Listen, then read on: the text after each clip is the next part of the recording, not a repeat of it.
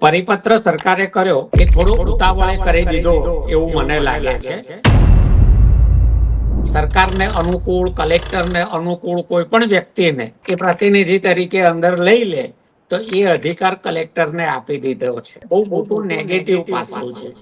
જે બંધ કવરમાં ભાવ આવશે 3 જુદા જુદા સર્વેયરોના, તો એમાં 20% વધારે હોય તો ત્રીજું ખોલવાનું અને પછી 2 નીચા હોય એ લેવાના. તો આ તો સીધી કંપનીની તરફદારી થઈ. માની લો કે ખેડૂત સહમતિ નથી આપતો, તો કંપની અને સરકાર શું કરશે, કલેક્ટર શું કરશે, એની સ્પષ્ટતા નથી. તો આનો મતલબ તો એવો થયો ને, સ્પષ્ટ શબ્દમાં આપણે કહીએ તો, કે સરકારે એક પ્રકારની લોલીપોપ આપી.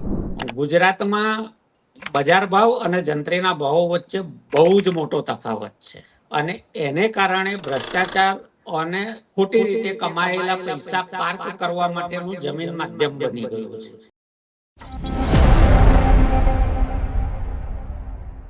નમસ્કાર, હું છું ભૂમિત જાની. આપ જોઈ રહ્યા છો સત્યાર્થ મંથન. ફ્રેમની અંદર મારી સાથે ખેતી સાથે જોડાયેલા અને ખેડૂતોના મુદ્દે સતત અવાજ ઉઠાવતા ખેડૂત આગેવાન સાગર રબારી જોડાયા છે. સાગરભાઈ, નમસ્કાર, આપનું સ્વાગત છે. આભાર. સૌ દર્શકોને પણ નમસ્કાર. સાગરભાઈ, જે રીતે વીજ લાઈન મુદ્દે વિરોધનો વંટોળ છેલ્લા ઘણા સમયથી ગુજરાતની અંદર વંટોળ ચડ્યો છે, પરંતુ તેને કહેવાય ને કે ટાઢો પાડવા માટે સરકારે પરિપત્ર જાહેર કર્યો, પરંતુ હજી સુધી ખેડૂતો એક વાત પર અડગ છે કે અમને આ પરિપત્ર માન્ય નથી. એ ચાહે જેતપરથી શરૂ થયેલું ઉપવાસ આંદોલન હોય, જે હજુ પણ આંદોલન પાર્ટ 3ના રૂપમાં યથાવત છે, અને ગઈકાલે એ લોકોએ કલેક્ટરને આવેદનપત્ર પણ પાઠવ્યું. મારે એ સમજવું છે કે સરકારે આ પરિપત્રની જાહેરાત કરી છે, શું ખરા અર્થમાં એ ખેડૂતોના હિતમાં છે ખરા, અથવા તો કેમ ખેડૂતોને હજી પણ એવું લાગી રહ્યું છે કે આ પરિપત્ર એ અમારા હિતમાં નથી અને ક્યાં ખામીઓ રહી ગઈ છે કે જેના કારણે હજી પણ સરકાર પ્રત્યે આ ખેડૂતોને અસંતોષ છે? આ પરિપત્રને લઈને આપનું શું માનવું છે? ભૂમિતભાઈ, પરિપત્ર સરકારે કર્યો એ થોડો ઉતાવળે કરી દીધો એવું મને લાગે છે. મારા વ્યક્તિગત મત મુજબ આ પરિપત્ર કરીને એમાં 2 વસ્તુઓ પોઝિટિવ છે. પહેલી વસ્તુ એ છે કે અત્યાર સુધી થાંભલાઓ નાખતા પહેલા ક્યારેય માર્કેટ રેટ નક્કી કરવામાં આવતો નહોતો, ધ્યાનમાં લેવામાં આવતો નહોતો. જંત્રીને આધારે કલેક્ટરો એક લીટીનો હુકમ કરી દેતા હતા કે નિયમ મુજબ વળતર ચૂકવવું. હવે એ નિયમ, જંત્રી, આ બધાના કંઈ ઠેકાણા હતા નહીં. એટલે એક તો સ્પષ્ટતા થઈ કે ખેતરે જતા પહેલા ત્યાંનો માર્કેટ રેટ નક્કી કરવો પડશે, MRC બનાવવી પડશે, માર્કેટ રેટ નક્કી કરવો પડશે.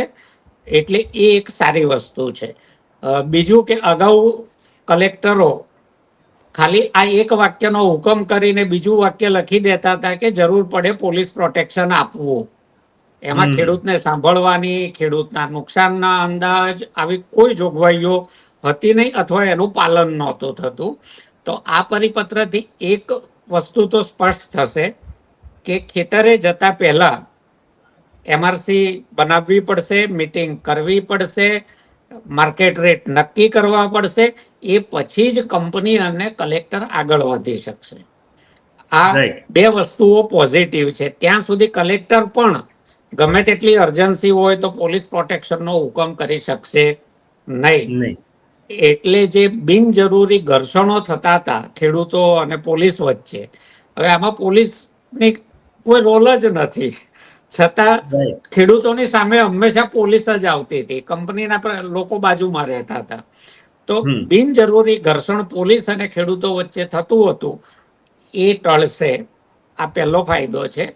બીજું કે માર્કેટ રેટ નક્કી થશે. આમાં જે ખામીઓ છે અથવા નેગેટિવ છે એ વસ્તુ છે કે ખેડૂતોના પ્રતિનિધિ નિમવા. હવે ખેડૂતોના પ્રતિનિધિ કોણ, એની સ્પષ્ટતા એમાં નહોતી અને નથી. બરાબર. ગામના સરપંચને તમે ખેડૂતોના પ્રતિનિધિ ગણો છો, ત્યાંના તાલુકા પંચાયતના સભ્ય, જિલ્લા પંચાયતના સભ્ય, ધારાસભ્ય અથવા તો અસરગ્રસ્ત ખેડૂતો મળીને પોતાનો પ્રતિનિધિ જેને નિમે એને તમે પ્રતિનિધિ ગણશો. તો આ બાબતની એમાં ચોખવટ નથી. એટલે સરકારને અનુકૂળ, કલેક્ટરને અનુકૂળ કોઈ પણ વ્યક્તિને એ પ્રતિનિધિ તરીકે અંદર લઈ લે તો એ અધિકાર કલેક્ટરને આપી દીધો છે. તો એ એક બહુ મોટું નેગેટિવ પાસું છે. તમે જ્યારે સરપંચ, તાલુકા પંચાયત અને જિલ્લા પંચાયતના સભ્યને જો કલેક્ટર ખેડૂતોના પ્રતિનિધિ તરીકે લે તો આ ત્રણેય લોકોએ કલેક્ટર સાથે નિયમિત કામ કરવાનું હોય છે. ગામના વિકાસના, પોતાના વિસ્તારના વિકાસની ગ્રાન્ટો વગેરે કલેક્ટર થ્રુ જ આવતું હોય છે. એટલે એ લોકો ખેડૂતોનો અવાજ કેટલો મજબૂતીથી રજૂ કરી શકે એ શંકાના દાયરામાં આવે. પરિપત્રમાં જોગવાઈ થવી જોઈતી હતી કે અસરગ્રસ્ત ખેડૂતો અને એનો વિસ્તાર નક્કી કરવો જોઈએ કે ગામમાં જેટલા ખેડૂતો અસરગ્રસ્ત હોય એ લોકો મળીને પોતાનો ગામ વતીથી એક પ્રતિનિધિ મૂકે, અથવા તો તાલુકામાં જેટલા ગામોમાં લાઈન પસાર થતી હોય એ ગામોના ખેડૂતો, અસરગ્રસ્ત ખેડૂતો મળીને પોતાનો પ્રતિનિધિ નીમે તો એમને ન્યાય મળવાની સંભાવનાઓ ઊંચી રહે અને એ શંકાથી પર રહે, જે સ્પષ્ટતા આ પરિપત્રમાં નથી. બીજી વાત એ છે કે 3 જે બંધ કવરમાં ભાવ આવશે 3 જુદા જુદા સર્વેયરોના, તો એમાં 20%થી વધારે હોય તો ત્રીજું ખોલવાનું અને પછી 2 નીચા હોય એ લેવાના. તો આ તો સીધી કંપનીની તરફદારી થઈ, ખેડૂતની તરફદારી નથી. કાં તો ત્રણેયની સરેરાશ કરવાની હતી. તમે નીચેના 2ની સરાસરી કરીને બજાર કિંમત નક્કી કરો એ વ્યાજબી નથી. કાં તો ઊંચા 2ની સરાસરી કાઢો, કાં તો ત્રણેયની સરાસરી કરીને કિંમત કાઢો તો વાંધાજનક ના રહે. એવું જ કઈ પરિસ્થિતિમાં કલેક્ટર પોલીસ પ્રોટેક્શનનો હુકમ કરી શકશે એનો ક્યાંય ઉલ્લેખ આ પરિપત્રમાં નથી.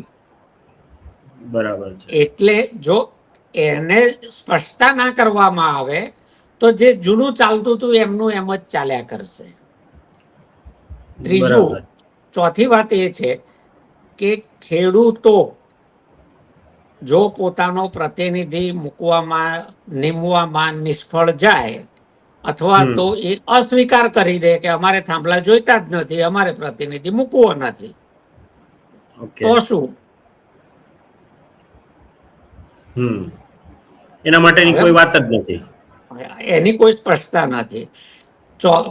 5મું એ છે કે માની લો કે MRCમાં જે ભાવ નક્કી થયો તે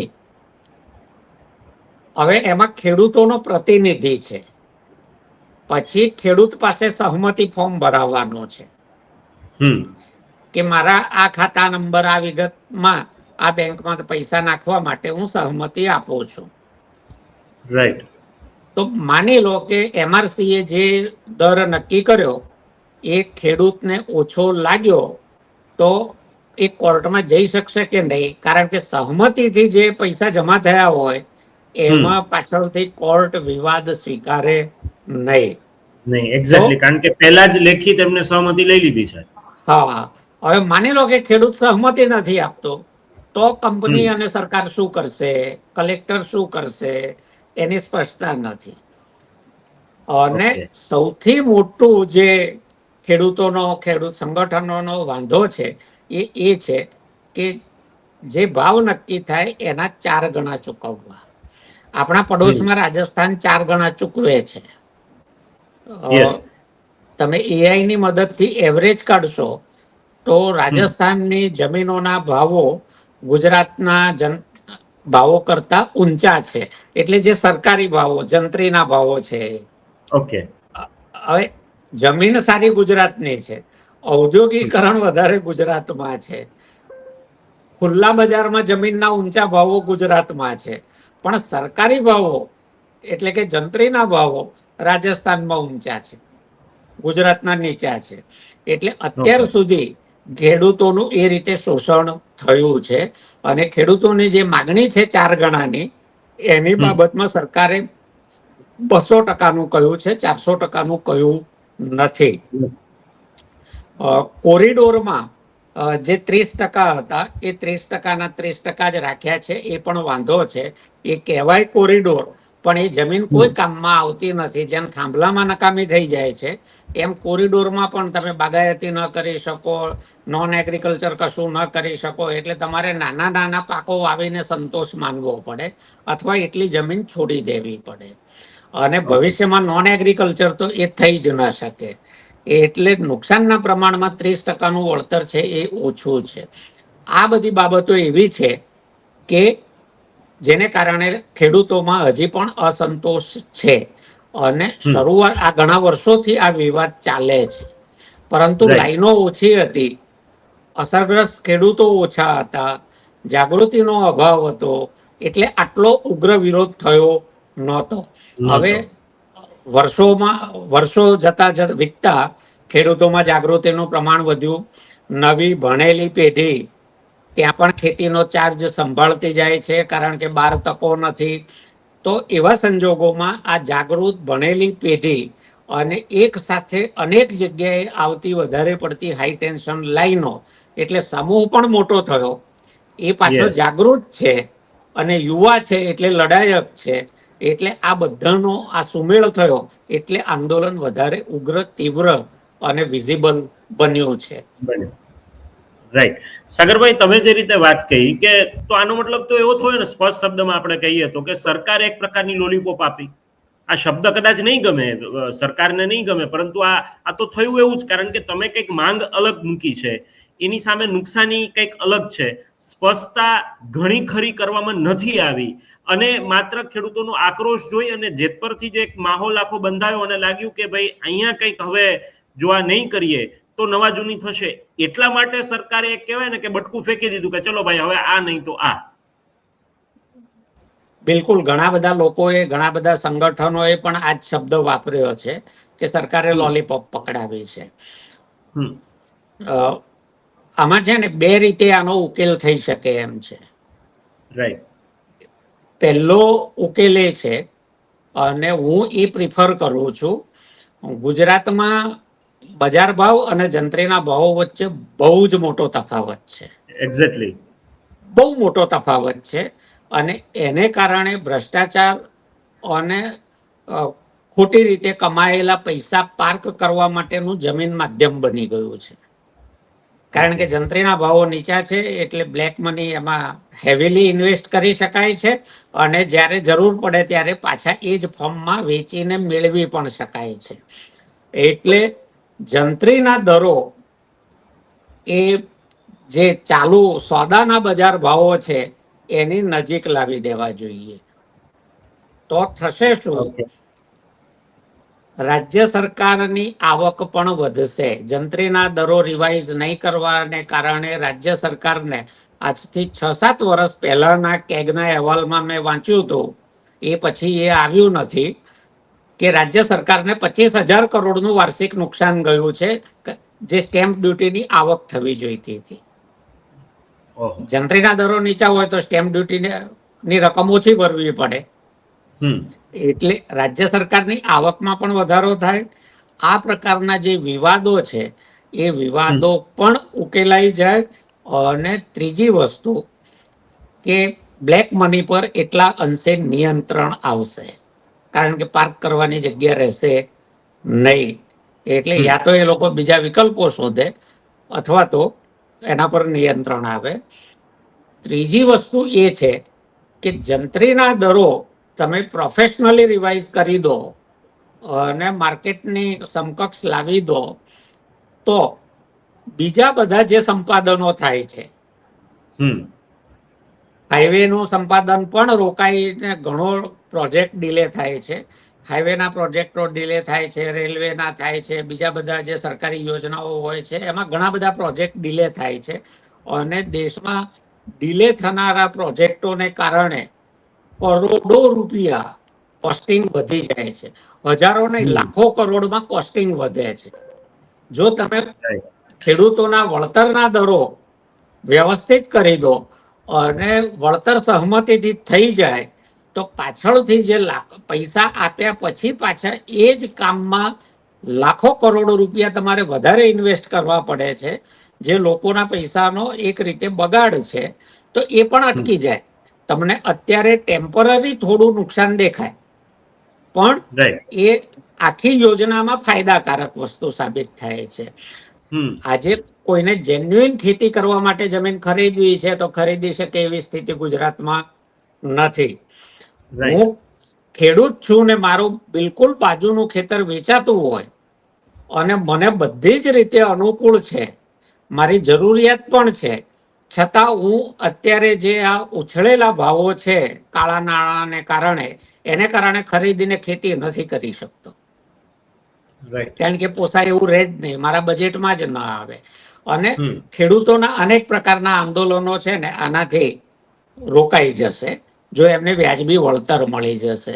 અને સૌથી મહત્વનો ત્રીજો એક જે ઉકેલ છે, એક તો જંત્રી તમે રિવાઇઝ કરી દો, મધ્યમ વર્ગને મકાન માટે ડિસ્કાઉન્ટ આપી દો, અને ત્રીજું ખેડૂત સંગઠનો પૈકી ઘણા બધાની માગણી ભાડાની છે. હવે જે વીજળી ત્યાંથી પસાર થાય છે એ તો બજાર ભાવે વેચાય છે, એ સેવાનું કામ નથી. રાઈટ. એ સેવાનું કામ નથી, એ બજાર ભાવે વેચાય છે. અને જ્યારે બજાર ભાવે તમે વસ્તુ વેચો છો તો એમાં જે સહભાગી છે એને એનો એક હિસ્સો તમારે આપવો જોઈએ. હવે આ કેવી રીતે શક્ય બને છે ભૂમિતભાઈ, કે કેટલા યુનિટ પસાર થાય છે એ તો લાઈનની કેપેસિટી પાવર પ્લાન્ટમાંથી જ્યારે લાઈનમાં પસાર થાય ત્યારે જ યુનિટ મપાઈને પસાર થાય છે, બહાર ડિસ્ટ્રીબ્યુટ થાય છે ત્યારે પણ મપાય છે. તો જેટલા યુનિટ પસાર થાય એ પ્રતિ યુનિટ તમે એક પૈસો, 2 પૈસા, 5 પૈસા, 10 પૈસા એક રિઝનેબલ કોસ્ટ નક્કી કરી લો તો એ કરોડો રૂપિયામાં જાય છે માસિક, પ્રતિ મહિને. મેં કેલ્ક્યુલેટ કરી જોયું છે, કરોડો રૂપિયામાં જાય છે. હવે રૂટમાં આવતા જે બી 400, 500, 600, 700 થાંભલા હોય અને કોરિડોર હોય, એને તમે એ રકમ પ્રતિ ચોરસ મીટર ના ભાવે અગાઉથી જ કેલ્ક્યુલેટ કરી અને કહી શકાય ખેડૂતને, એગ્રીમેન્ટ કરી શકાય કે તમારા હાઈ ટેન્શન લાઈનમાં આટલા ચોરસ મીટર જમીન પ્રભાવિત થાય છે કોરિડોરમાં અને થાંભલામાં, તમને પ્રતિ ચોરસ મીટર દર મહિને આટલા રૂપિયા ભાડું ચૂકવશે કંપની. તો પ્રોબ્લેમ સોલ્વ થઈ જાય છે. ખેડૂતો સામેથી થાંભલા માંગશે કે મારા ખેતરમાં આવતો. સાચી વાત છે. સાગરભાઈ, આ પરિપત્ર પછી, કારણ કે તમે અત્યારે પોલિટિકલી કોઈ પાર્ટી સાથે જોડાયેલા નથી એટલા માટે, શું તમારા સુધી કોઈ ખેડૂતોના કોલ આવ્યા ખરા? શું તમને એવી કોઈ રજૂઆત મળી કે સાગરભાઈ ફરીથી એક્ટિવ થાવ ને આ મુદ્દે તમારી ગાઈડલાઇન્સની જરૂર છે તો ગ્રાઉન્ડ પર તમારા જેવા વ્યક્તિની જરૂર છે? કારણ કે રાજુભાઈ પણ રાજકીય પક્ષ સાથે જોડાઈ ગયા એટલે પ્રોએક્ટિવલી કામ નથી કરી શકતા, એમના વિસ્તારમાં જરૂરથી એ કામ કરે છે. પરંતુ તમારી પાસે, કારણ કે તમે એ રીતે માહિતગાર છો, એ રીતે તમે કામ કરેલું છે, ગ્રાઉન્ડ અને કાયદાનું પણ તમને જ્ઞાન છે, અને ખેડૂતોને સરળ ભાષામાં તમે સમજાવી શકો છો, જે રીતે પાલભાઈ, તમે, રાજુભાઈ, બધા જ લોકો. તો તમને આવી કોઈ રજૂઆત આવી ખરા? અને તમે આગામી દિવસોની અંદર શું આ માટે કઈ રણનીતિ તૈયાર કરી છે ખરા?